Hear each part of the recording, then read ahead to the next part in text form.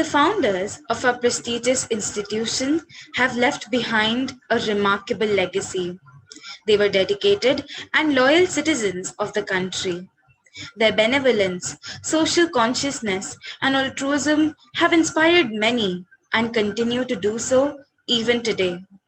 The onus to augment their legacy and make our institution proud is upon us. On this auspicious occasion of the 62nd Founders' Day, let us promise one another that our actions shall be guided by the values and principles that our school has imbibed in us. We must stand up for the right causes, raise our voices, and make a change for the better. Let us be dutiful citizens and good human beings. Our school has given us excellent opportunities to enrich our lives. As students, let us ensure that we can express our gratitude towards the entire Mahadevi Birla World Academy family through our actions and words. May our respected founders continue to bless us from the heaven above and be our guiding light. Good morning, children. Let us celebrate our Founders' Day and value the rich legacy we have inherited by being a part of the Sarla Birla group of schools. What a person says and does in moments when no one is looking reveals more about his character than grand actions done while in the spotlight. Let us have a glimpse of some ordinary moments in the life of an extraordinary man, late B.K. Birla. From the age of 10, he began to maintain a diary where he noted down his dilemmas. He spent half an hour every morning spinning yarn to be used for khadi. He wrote, I prefer khadi clothes. I don't even like mill cloth. I cannot justify khaddar clothes when we ourselves are owners of a textile mill. What should I do then? From this diary entry, you will realize how concerned he was to align his word with his action. In 1942, there was an acute shortage of petrol. He says, I started using a motorcycle for odd jobs. Do remember that this is said by a person who had started his own airlines and had a fleet of aeroplanes. When making Century Royal operational, he had to start early in the morning and stay at the factory till midnight.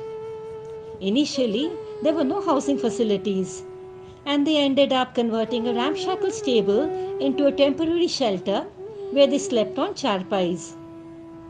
What resilience, what adaptability, what acceptance of all that life had to offer him. He was a doting father, and so when he decided to send his son, late Aditya Birla, to MIT in the US, he was worried. The 18-year-old boy had never traveled by public transport. But late B.K. Birla firmly believed that higher education was essential. This was the advice he gave his son.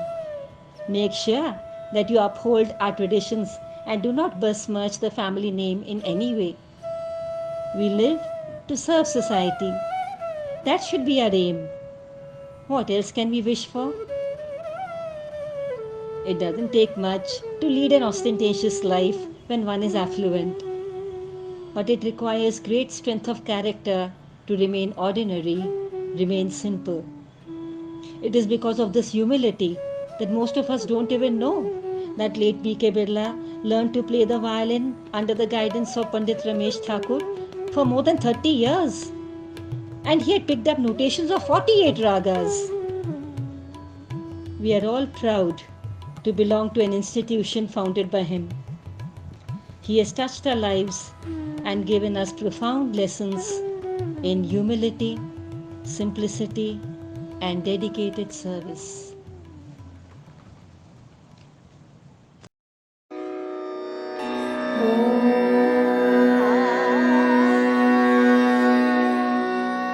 सर्वे भवन्तु सुखिनः सर्वे सन्तु निरामयाः सर्वे भद्राणि पश्यन्तु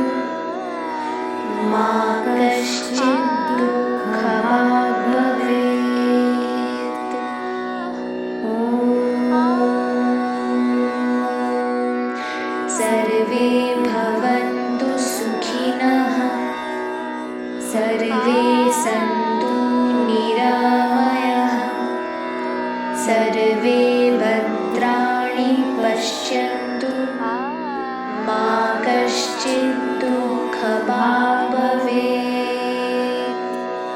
ॐ